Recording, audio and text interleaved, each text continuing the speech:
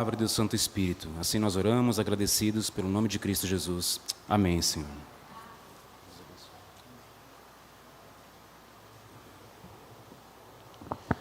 Queridos irmãos, que a graça e a paz do Senhor esteja com todos. Amém? Quero convidá-los a abrirem vossas Bíblias no Evangelho de João, capítulo 17.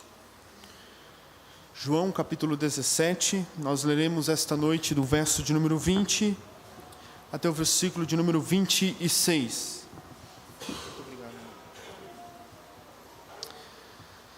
João 17, versículo 20 ao verso 26.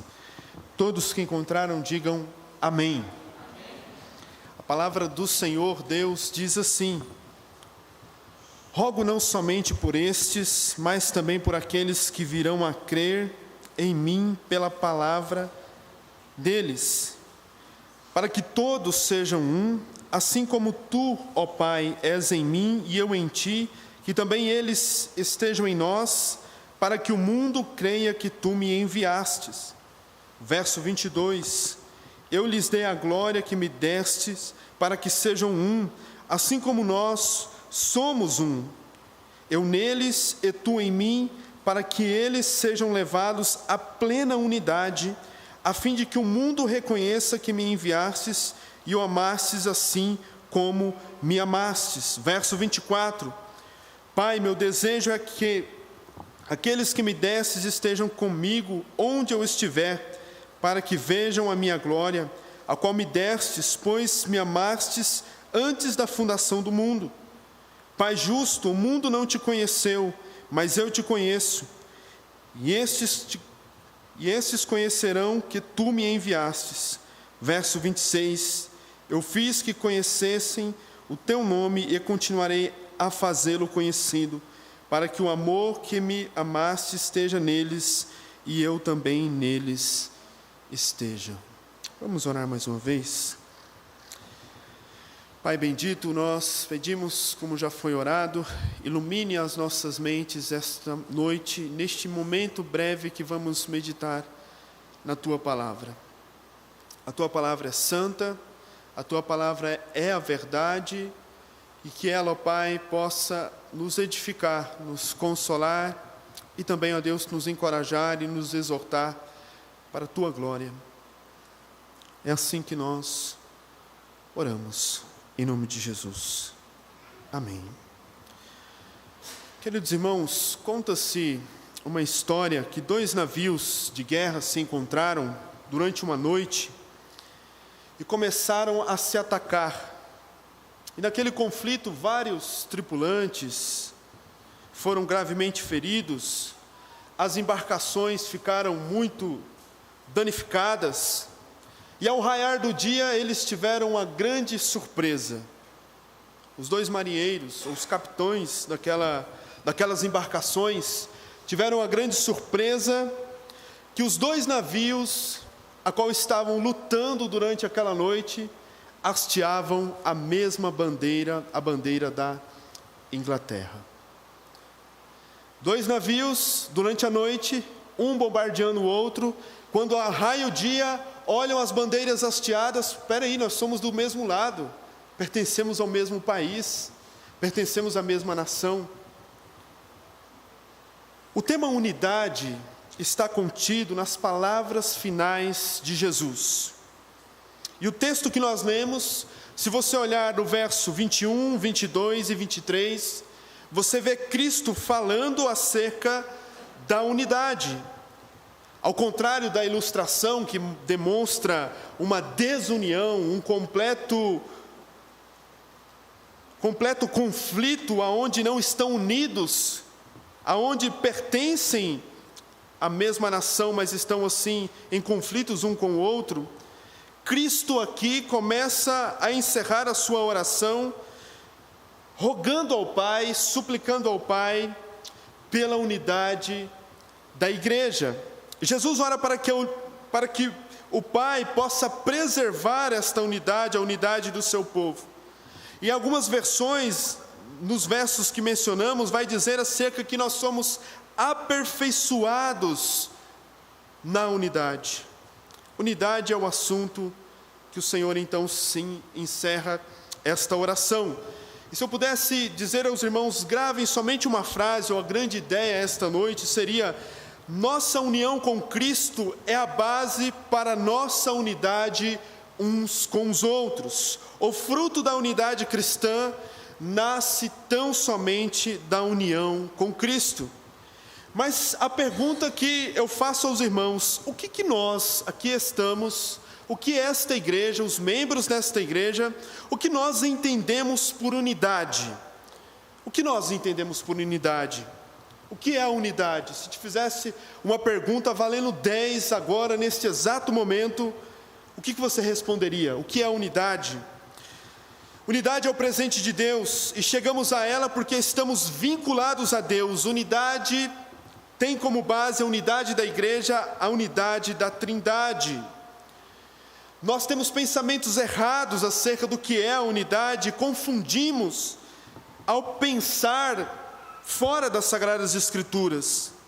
E para nossa compreensão esta noite nós vamos ver em 3 frentes o que não é unidade, o que é a unidade e qual o propósito da unidade. Todavia, entretanto, você deve estar se perguntando, mas isso tem a ver com a igreja, com o corpo? Sim, mas é inevitável a verdade também que todos nós somos abençoados ou somos encorajados, fortalecidos, consolados pela unidade da igreja. Você não seria cristão até esse exato momento se não existisse a unidade da igreja. Por isso, pensar sobre algo que parece muito, embora algo de maneira, não pastor, isso tem a ver somente com a comunhão, com algo maior. Não, nós somos frutos da unidade da igreja, e esta unidade não é conquistada por aquilo que eu faço ou que você faz, mas por aquilo que Cristo fez na cruz. Então eu quero pensar com os irmãos, em primeiro lugar, o que não é unidade. Unidade não é uniformidade. Unidade não é uniformidade. Por que muitas vezes, e parece que até a minha esposa falou, parece que você está indo de uniforme hoje para a igreja, né? Combinando a cor. Quando nós vimos, muitas vezes, empresas, escolas, que usam uniforme, que querem fazer um padrão, querem fazer ali um padrão. E viver unidade como igreja não é promover esta uniformidade naquilo que não é essencial. Nós somos uniformes, sim, naquilo que é essencial. Na nossa fé em Cristo, salvos pela graça, como nós ouvimos hoje pela manhã, a doutrina da Trindade, os nomes de Deus, em certos aspectos, sim, nós somos uniformes, mas é inevitável também dizer aos irmãos, e não falar isso, não deixar isso claro, que nós somos diferentes. Quando Jesus ora pelos seus discípulos, a sua oração não é para que professemos assim uma uniformidade, mas para que houvesse unidade na diversidade. Há muitos dons, a multiforme graça e sabedoria de Deus. Todos nós estamos unidos a Cristo, mas somos diferentes uns dos outros. Irmãos amados, unidade não significa uniformidade. Embora nós estamos cooperando aqui como igreja, em meio à diversidade, cada um diferente do outro, juntos como membros deste corpo, membros do corpo de Cristo, professamos o mesmo Cristo, mas embora assim somos diferentes. Charles Spurgeon vai dizer, assim como uma família, os filhos são diferentes, eles não são uniformes, mas eles formam uma família. Assim como a igreja tem vários membros, esses membros são diferentes, mas juntos formamos uma família. Então grave uma coisa em sua cabeça essa noite: unidade não é uniformidade. Vamos ter verdades centrais da fé cristã, a qual nós vamos concordar, mas nós vamos ser diferentes em alguns aspectos uns dos outros. E aqui nós vamos avançar em mais 2 pontos que eu quero dizer aos irmãos, mas eu só quero abrir um parênteses. O contraditório nos incomoda, o que é diferente de nós, e muitas vezes nós estamos querendo trazer para aquilo que é central, aquilo que o próprio Deus diz que nós vamos ser diferentes. Muitas vezes nós queremos rogar uns dos outros um padrão que nem mesmo as Sagradas Escrituras assim contempla. Ela contempla verdades acerca da nossa fé, mas em certos aspectos, meus irmãos, nós não somos uniformes.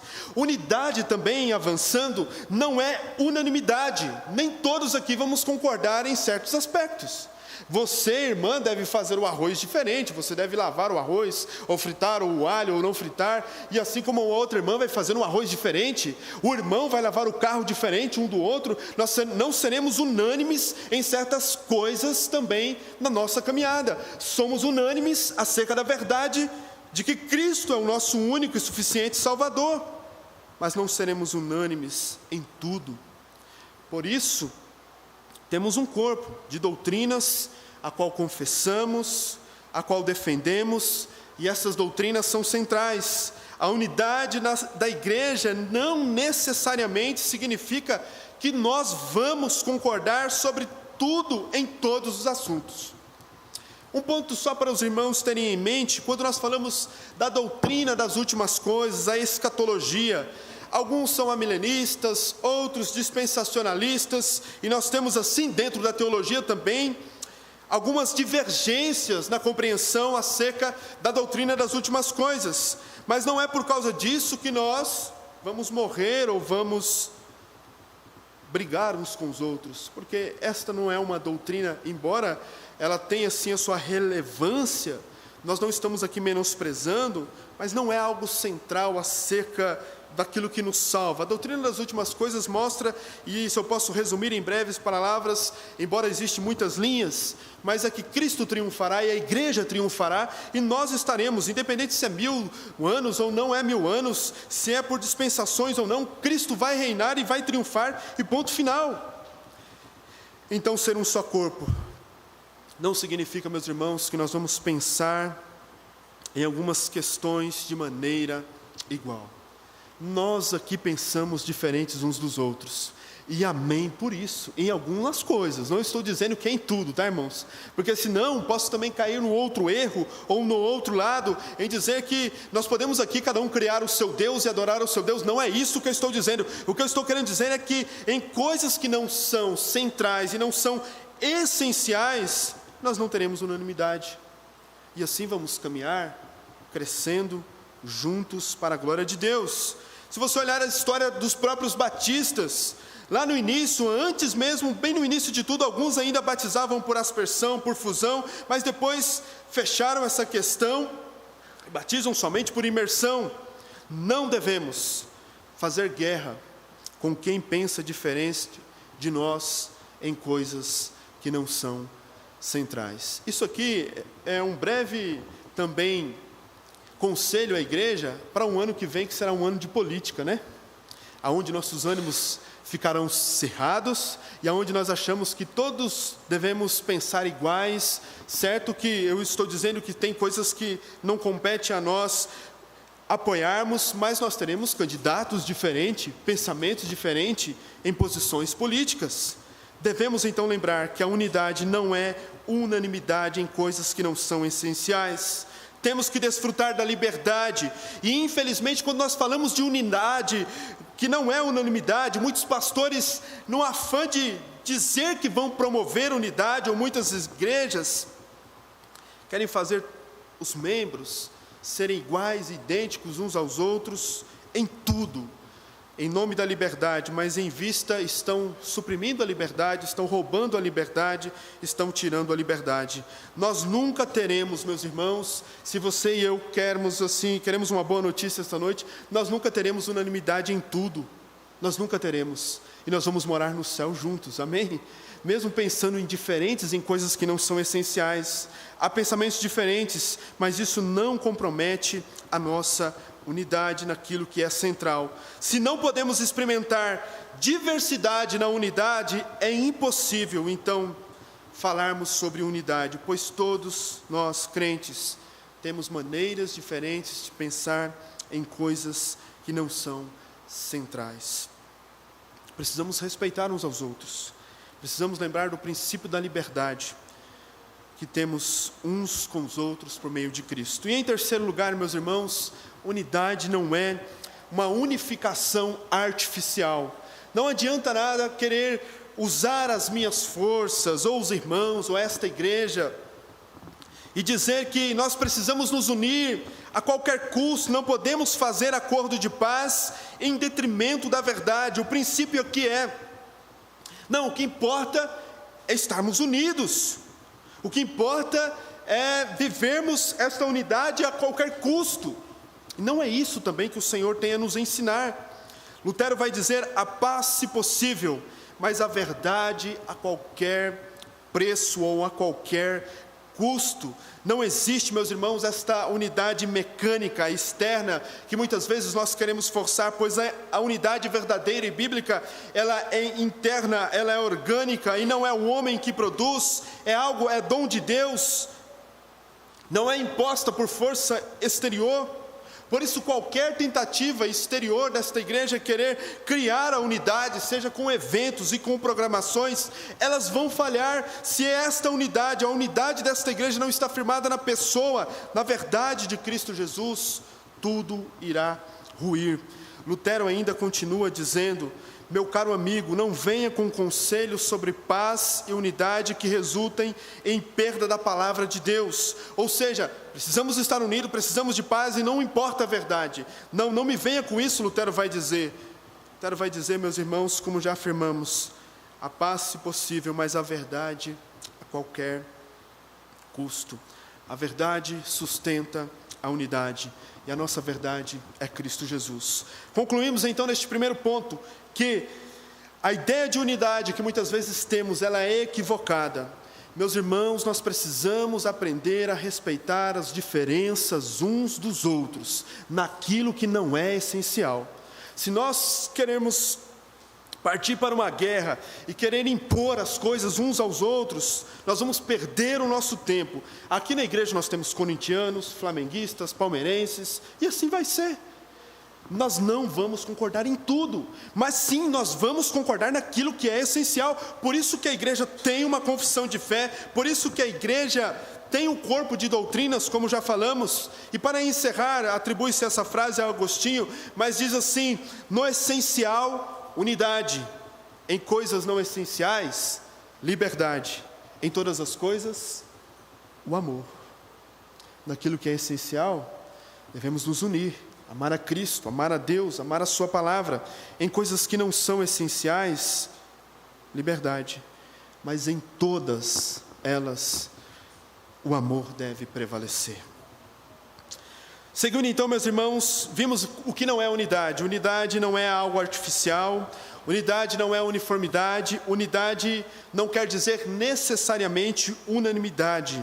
Mas então o que é a unidade? A pergunta continua.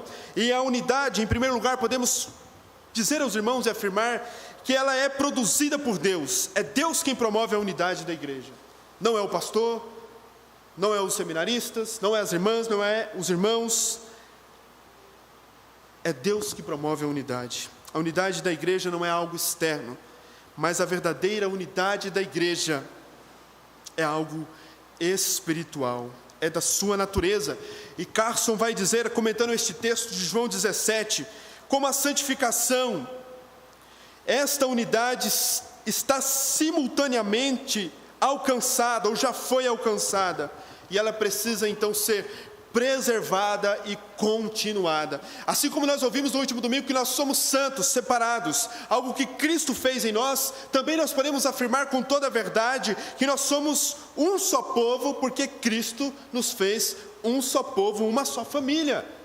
E agora cabe a nós não criar a unidade, mas preservar esta unidade do Espírito no vínculo da paz, a uma só fé, um só batismo, a um só Deus. O que cabe a nós é preservarmos esta unidade, portanto ela é produzida por Deus. A unidade espiritual não é uma obra de nós ou que nós criamos. A unidade espiritual é uma obra exclusiva de Deus, e não podemos produzir unidade, mas apenas mantê-la.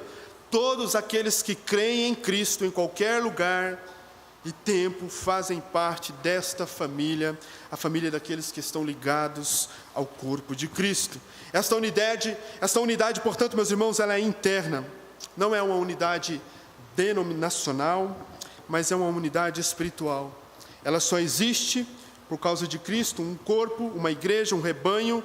Cristo tem um corpo, uma igreja, um rebanho, uma noiva, e todos aqueles que nasceram de novo foram lavados no sangue do Cordeiro e fazem parte desta bendita família, a família de Deus. Aqui temos ainda que esta unidade, ela é fundamentada na verdade que Cristo nos salva. Uma das características identificadoras da igreja é que ela pertence ao Senhor. Isto é, o que nos distingue de todas as outras sociedades seculares, clubes sociais, outras coisas. O que nos distingue como igreja é que nós somos posse e pertencemos ao Senhor. Somos membros do corpo graças à operação do Santo Espírito. Meus irmãos, se fosse para depender de mim, de você, para estarmos aqui unidos como igreja local, nós não estaríamos aqui. Foi o Senhor quem nos trouxe, foi o Senhor quem nos salvou, foi o Senhor quem nos congregou, foi o Senhor quem nos ajuntou, é o Senhor quem nos chamou, é o Senhor quem nos elegeu. Portanto, a ideia equivocada de que eu produzo unidade, ela é errada.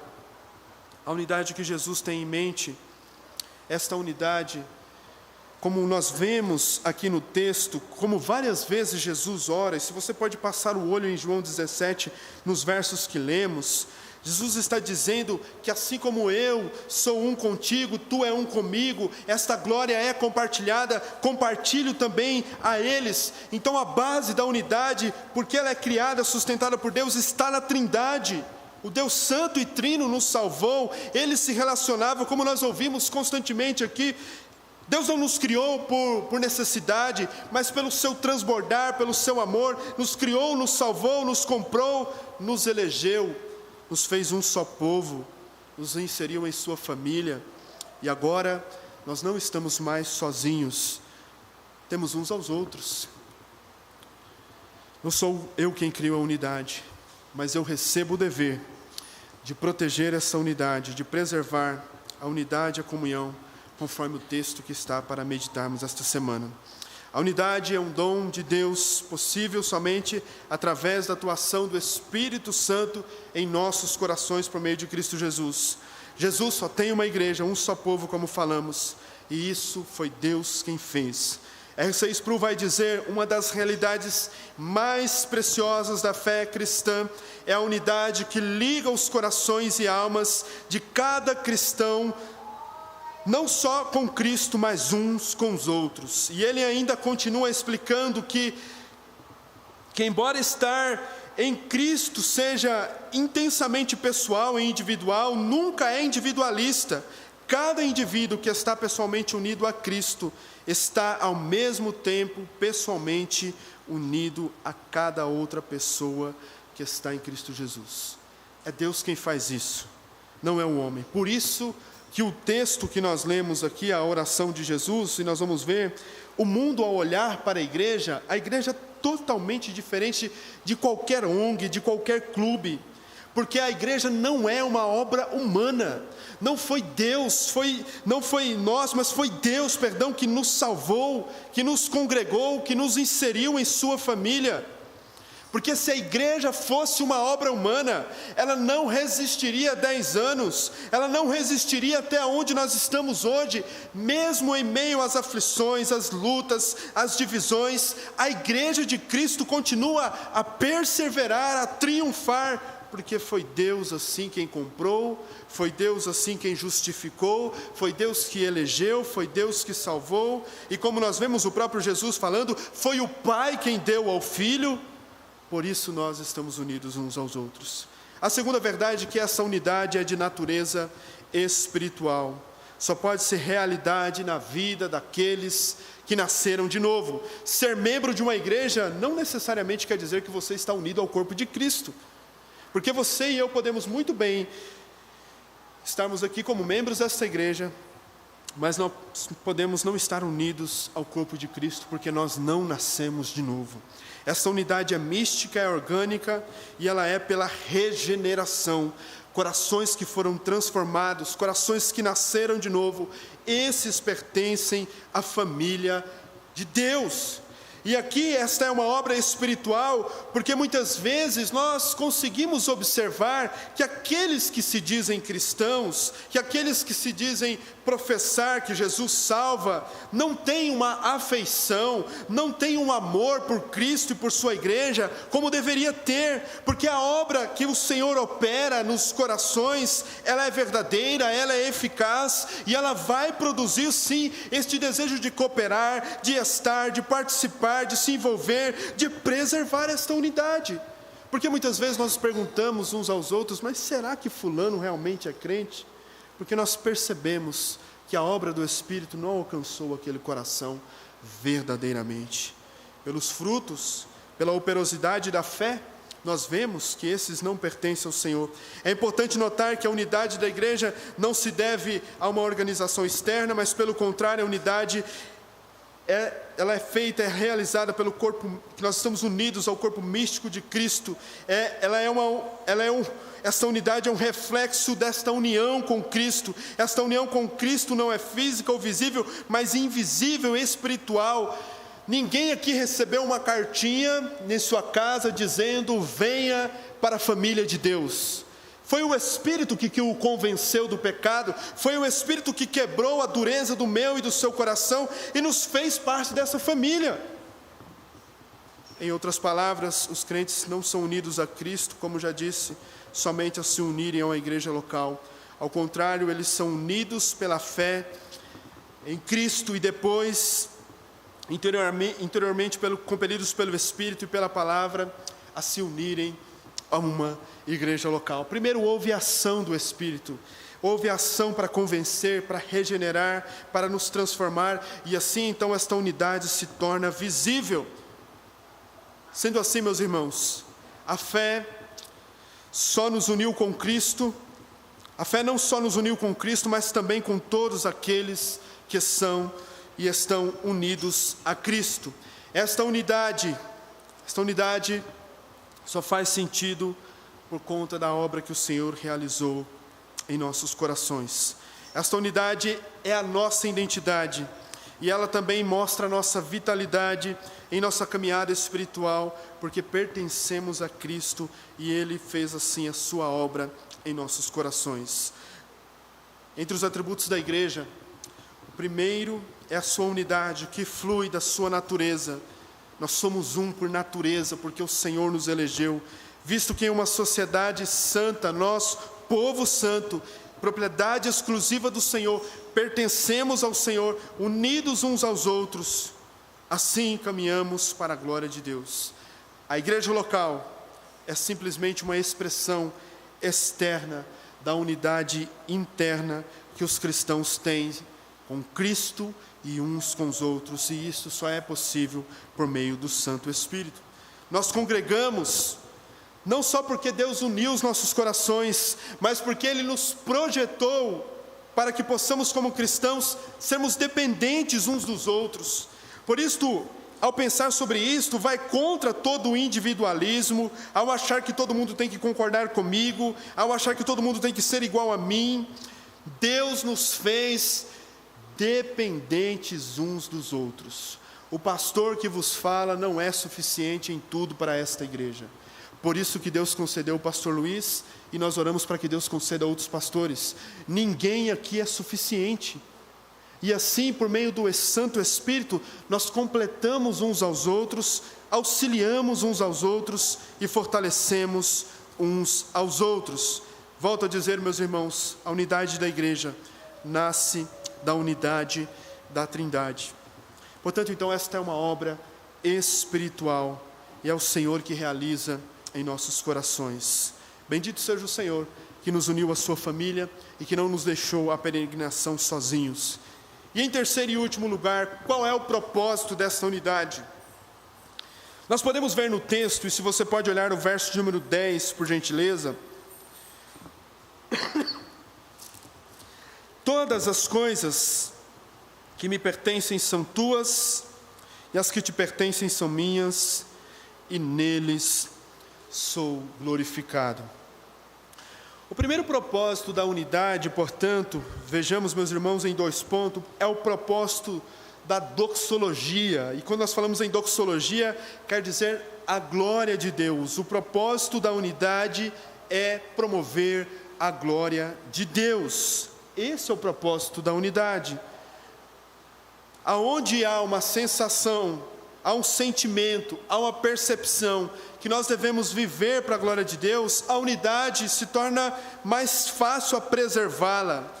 Coisas menores que frequentemente nos dividem são colocadas de lado e há em nossas mentes uma sensação que nós devemos assim viver e preservar esta unidade para a glória de Deus. E como nós vemos no verso 10, ele vai dizer na parte final, e neles sou glorificado. Neles quem? Os discípulos ali que estavam com Jesus. E conforme nós vemos no verso 20, nós que estamos aqui hoje, esta igreja, o povo eleito do Senhor, esta igreja que foi alcançada pelo Santo Espírito, através desta unidade nós glorificamos ao Senhor. O aperfeiçoamento da unidade, a preservação desta unidade, glorifica a Deus. À medida que Deus vai salvando, à medida que Deus vai nos santificando, à medida que Deus vai nos exortando, à medida que Deus vai fazendo que nós amemos uns aos outros, por meio da Tua palavra, Deus está sendo glorificado através desta obra que está sendo realizada em nossas vidas. O nosso Senhor não está orando aqui, meus irmãos, para que os discípulos venham a criar a unidade, mas Ele pede para que eles venham ser aqueles que vão preservar, que vão crescer nesta contínua unidade mantida pelo Pai, e isto assim glorificará a Deus. Ele não está orando para que os discípulos produzam unidade, Ele está orando porque a unidade já existe, e para que eles sejam aperfeiçoados e guardados, e o nome do Senhor seja assim glorificado e exaltado. A igreja só pode ser igreja porque esta oração, a oração do nosso Senhor Jesus Cristo foi respondida.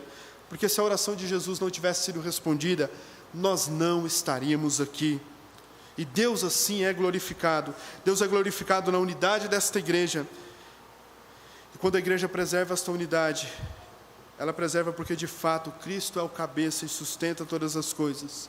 E tudo que nós fazemos aqui é para a glória de Deus. Como então a unidade de uma igreja local vai preservar ou vai glorificar ao Senhor? Quando nós perdoamos porque Ele nos perdoou, quando nós amamos porque Ele nos amou, quando nós assim nos sujeitamos uns aos outros, porque o Rei dos Reis, o Senhor dos Senhores, veio e se sujeitou à mais terrível humilhação. Assim, meus irmãos, quando nós crescemos, caminhamos unidos uns aos outros, por meio de Cristo, nós glorificamos ao nome do nosso Deus.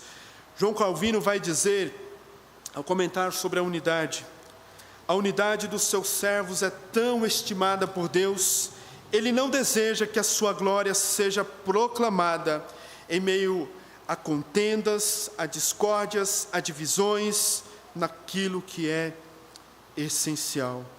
Deus, meus irmãos, deseja ser glorificado quando nós estamos unidos na verdade, naquilo que é, assim, o essencial.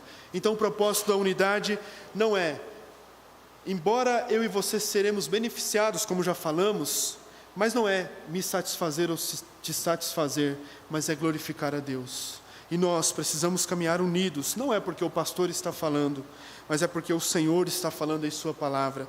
Devemos preservar, conforme lemos em Efésios, o capítulo 4, verso 3, preservar, nos esforçar para que esta unidade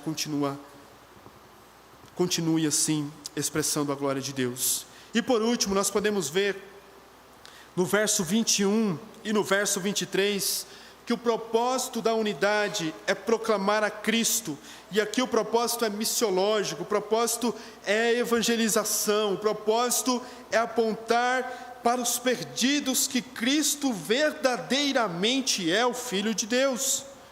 E essa foi uma declaração notável aqui na oração, quando Jesus diz para que o mundo reconheça que me enviastes e os amastes, assim como me amastes. No verso 21 vai dizer, conforme nós vemos aí, o verso 21, para que sejam um como tu, Pai, és em mim e eu em ti, para que eles sejam em nós, para que o mundo creia que tu me enviastes. A unidade do povo de Deus aponta a verdade sobre Jesus Cristo, aponta a verdade que Jesus Cristo é o caminho, a verdade, a vida, e que Ele é o nosso Salvador. Quando nós ouvimos, e você que está aqui deve gostar muito de futebol, vou fazer mais uma ilustração sobre isso. Os narradores geralmente eles comentam dizendo que nós estamos diante do maior espetáculo da humanidade, quando tem uma final de campeonato, né? Geralmente você ouve isso. Mas o maior espetáculo da humanidade chama-se igreja, povo escolhido. Porque o mundo olha para um jogo de futebol, e você já viu na TV, que quando o seu time muitas vezes é rebaixado, os torcedores quebram o estádio, ficam enfurecidos. Mas na igreja, quando nós temos as lutas uns com os outros, nós somos chamados a resolver e a perdoar, e assim amar uns aos outros, como nós já falamos, como Cristo nos amou. A igreja então é o maior espetáculo de toda a terra, de toda a humanidade, porque nela se manifesta a multiforme graça, sabedoria, toda a inteligência do Senhor, toda aquilo que o mundo vai olhar e vai ficar espantado. Como pode um povo tão diferente, tão diversificado, estarem unidos? Como pode? Isto é uma obra do Espírito. O nosso objetivo aqui é viver para a glória de Deus.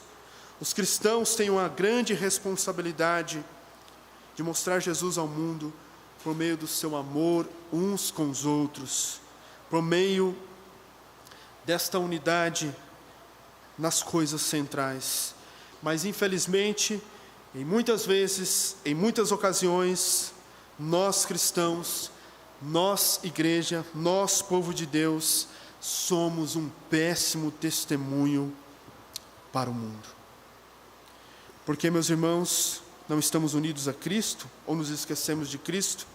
A unidade da igreja de Cristo, isso aqui é fantástico, vai causar um impacto no mundo, vai causar esta impressão, vai causar, como nós vemos no texto, o mundo vai saber que Jesus Cristo foi aquele o enviado de Deus, que o mundo vai reconhecer que assim o Senhor ama o Senhor e amar a todos os seus eleitos.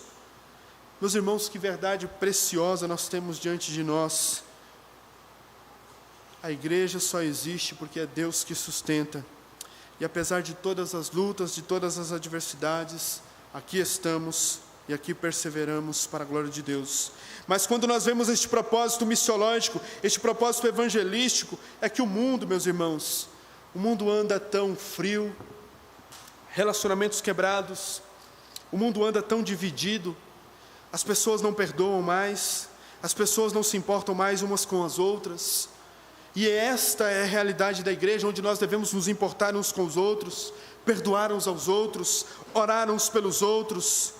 Assim como Cristo está aqui orando por nós, somos chamados a interceder uns pelos outros. Tudo isso, meus irmãos, causa um espanto no mundo, porque aqui, meus irmãos, pelo menos é o que nós devemos crer, não há, meus irmãos, interesse em ninguém aqui ser maior que ninguém. Nós todos somos servos uns dos outros. Servimos a Cristo e servimos uns aos outros, e isso causa espanto ao mundo. Em um mundo de competitividade, em um mundo onde as pessoas pisam umas nas outras para estarem nas primeiras posições, em um mundo onde há tantas lutas, divisões no meio das famílias, em um mundo onde uma sociedade cada vez mais dividida, pluralista, uma sociedade cada vez mais longe uns dos outros, surge a igreja como coluna baluarte da verdade, amando uns aos outros, preservando a sã doutrina, preservando a verdade, perdoando uns aos outros, para a glória de Deus. Isso é o testemunho para o mundo, e esta obra só é possível por causa de Jesus Cristo.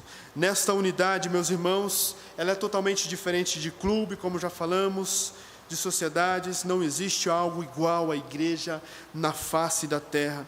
O que nós necessitamos como igreja não é, meus irmãos, não é, sim, embora as instalações sejam importantes, embora que essa igreja cresça seja importante, mas duas verdades contidas nesta oração que nós precisamos ter no topo da nossa lista de oração por esta igreja, é para que nós preservemos a unidade e para que nós busquemos a santificação, pois sem ela, a santificação, ninguém verá ao Senhor.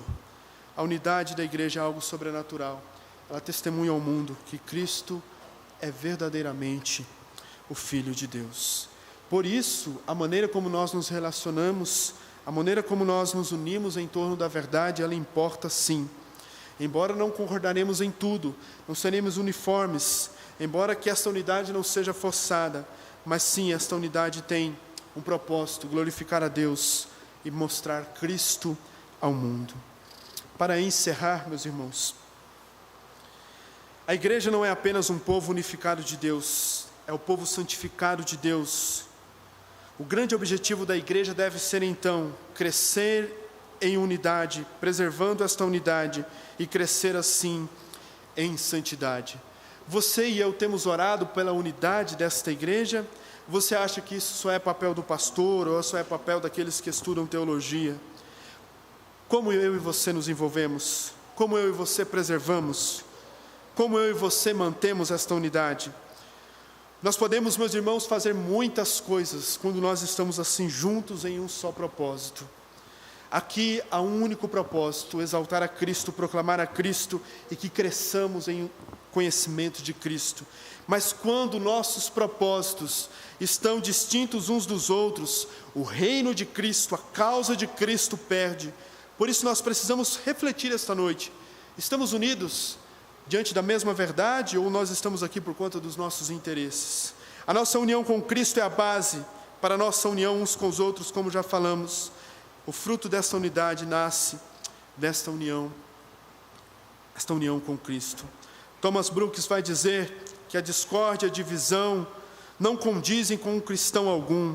E aí ele vai dizer ainda: não me cause espanto os lobos importunarem as ovelhas. Os lobos vêm atacar as ovelhas, mas lhe causa espanto uma ovelha afligir a outra, porque isto não é da sua natureza. São um só povo, são uma só família.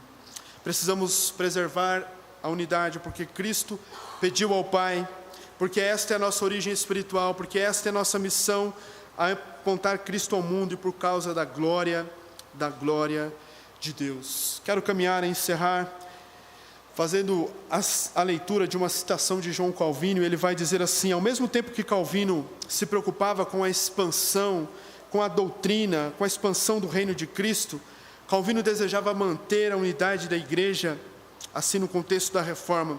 E Calvino disse: estando os membros de uma igreja divididos, o corpo sangra. Isso me preocupa tanto que, se eu pudesse fazer algo, não me recusaria a cruzar até 10 mares, se necessário fosse, por essa causa. Se nós estamos divididos naquilo que é essencial, naquilo que é central, o corpo de Cristo neste lugar está sangrando esta noite. Não sejamos, pois, causadores deste sangramento no corpo de Cristo. Assim como eu iniciei fazendo a ilustração, será que por muitas vezes nós não estamos do mesmo lado, mas estamos muitas vezes igual os dois navios, bombardeando uns aos outros e com bandeiras, embora sejam idênticas, mas estamos totalmente desunidos naquilo que é essencial? Precisamos orar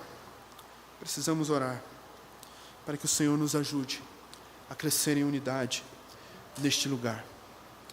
Neste momento eu quero convidar a você a curvar a sua cabeça e a você pensar nas verdades que foram faladas aqui.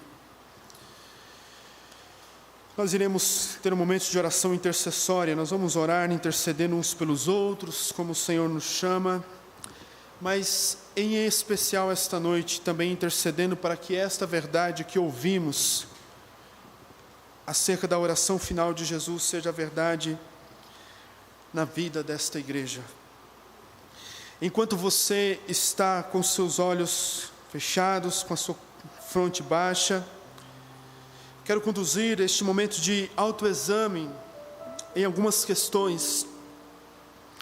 Quantos de nós, meus irmãos, muitas vezes não lidamos de maneira sábia e louvável com aqueles que pensam diferente de nós? O marido, muitas vezes, naquilo que não é essencial e principal, pode pensar diferente da esposa, mas muitas vezes, por querer impor, acaba ferindo a sua esposa. Da mesma maneira, a esposa, naquilo que não é essencial, pode pensar de maneira diferente do marido, e muitas vezes acaba querendo impor ao seu marido, e acaba assim trazendo consequências terríveis para um lar.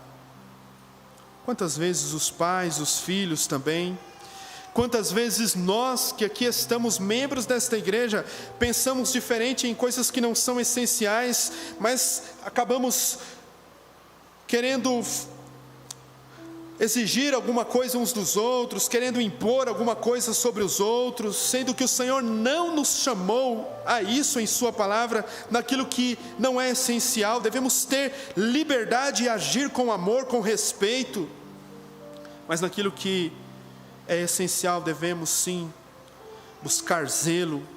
O meu convite a este momento é: como está o seu coração daqueles que divergem de você, das coisas que não são essenciais? Como está o meu coração?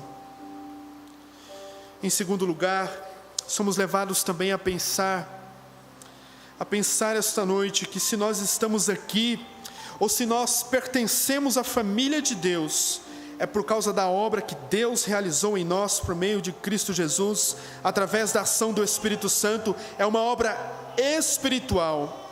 E a boa notícia para nós, irmãos, enquanto estamos meditando aqui, fazendo este autoexame, é que nós não estamos sozinhos, pertencemos a uma família. Seja se nós formos a outro país, a outra nação, do outro lado do mundo, se ali houver cristãos verdadeiramente genuínos, crentes nas mesmas verdades centrais da fé, estaremos em casa, estaremos em família, estaremos juntos na mesa do Senhor. A boa notícia que nós temos esta noite, meus irmãos, se você está se sentindo sozinho, você possa voltar para a família do Pai e saber que você pode contar uns com os outros, porque o preço foi pago naquela cruz. E por último, nós devemos viver em unidade, irmãos, porque nós expressamos a glória de Deus como igreja neste lugar. Devemos amar, não porque os pastores falam, mas porque o Senhor nos amou. Devemos perdoar, porque o Senhor nos perdoou. Devemos ser dóceis uns com os outros, porque o Senhor nos trata com misericórdia, com longanimidade, com bondade, mesmo sendo tão falhos e pecadores. Devemos ser juntos, um só povo, naquilo que é essencial e central, porque nós proclamamos que Jesus Cristo é verdadeiramente o Filho de Deus, é o Cordeiro que tira o pecado do mundo. Quantos benefícios, quantas bênçãos nós temos, porque somos do Senhor, pertencemos ao Senhor, pertencemos a uma família, e não estamos sozinhos, enquanto aqui peregrinamos, neste mundo de trevas, neste mundo de divisões.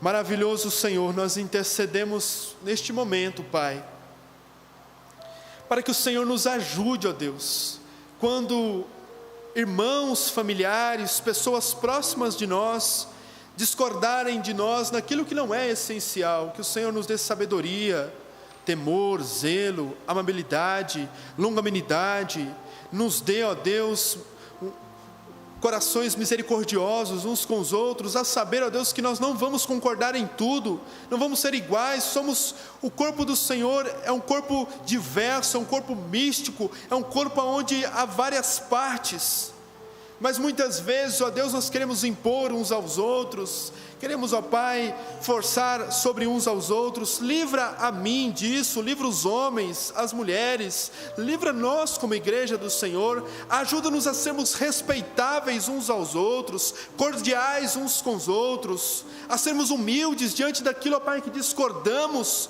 para que possamos prosseguir unidos, perseverando naquilo que é essencial. Ajuda-nos, ó Deus, ajuda os homens, as mulheres, as famílias, ajuda a esta igreja, aonde, ó Deus, nós vemos a grande massa muitas vezes querendo impor, há tantos debates na internet, nas mídias sociais, por coisas, ó Pai, que são banais, que são triviais, e muitas vezes nós como igreja do Senhor estamos nos levando a isso também, Senhor. Livra-nos disso. Há um propósito maior, é expressar a glória do Senhor e fazer Cristo conhecido. Há um propósito maior e essencial, é auxiliarmos uns aos outros enquanto peregrinamos neste mundo, mesmo sendo diferentes uns dos outros. Há um propósito maior, chorar com os que choram, se alegrar com os que se alegram. Há um propósito maior, perdoar aqueles que nos ofendem, porque Cristo nos perdoou. Há um propósito maior, sermos fortalecidos e encorajados como igreja do Senhor. Quantas lutas eu passei, os irmãos e irmãs passaram aqui, Senhor, mas muitas vezes somos fortalecidos, encorajados uns pelos outros. Isso é graça, isso é bondade do Senhor. Nós não estamos sozinhos enquanto peregrinamos. Louvado seja o teu nome por isso. Nós oramos, ó Deus, e intercedemos também, ó Pai, para aqueles que aqui estão esta noite, que estão enfrentando lutas, dificuldades, desânimo, enfrentando preocupações quanto ao futuro, que a Tua graça possa ser derramada e a Tua misericórdia ser renovada, ó Pai, porque ela é a causa de não sermos consumidos. Sustenta os casamentos que aqui estão e que não estão, sustenta as famílias, aqueles que estão enfrentando luto ainda, como temos orado pela vida do irmão Rubens, ó Deus, do irmão Aloís, entre outras pessoas também, aqueles que estão enfrentando enfermidades, conceda-os graça, conceda-os, ó Pai, restauração, ó Pai, sustenta, ó Deus, enquanto estamos caminhando para mais um término de ano, que até aqui o Senhor tem nos ajudado. Suplicamos, ó Deus, há muitos que precisam de empregos, questões financeiras, os irmãos que têm os seus negócios, conceda graça, misericórdia e fortaleça e sustenta o teu povo, porque nesta verdade podemos descansar esta noite. Cristo está neste exato momento intercedendo por nós, e é nela que confiamos, é no meio deste mundo peregrinando como estamos, declaramos esta verdade. Senhor, tenha misericórdia de nós e nos sustente em nome de Jesus. Que a verdade da unidade seja uma realidade nesta igreja, no meio dos homens, das mulheres, das famílias, para que Cristo seja de fato reconhecido pelo mundo que é o enviado de Deus, para a glória de Deus. Que as nossas diferenças, que elas possam sim existir, mas que elas promovam a glória do Senhor em sermos pacientes e suportarmos uns aos outros. Que as nossas diferenças não nos dividam, nossas diferenças que não são essenciais, não nos dividam, mas que possamos assim continuar preservando a unidade da fé neste lugar. É assim que nós oramos, ó Deus. Em nome santo de Jesus Cristo, perdoa os nossos pecados e nos sustente. Amém e amém.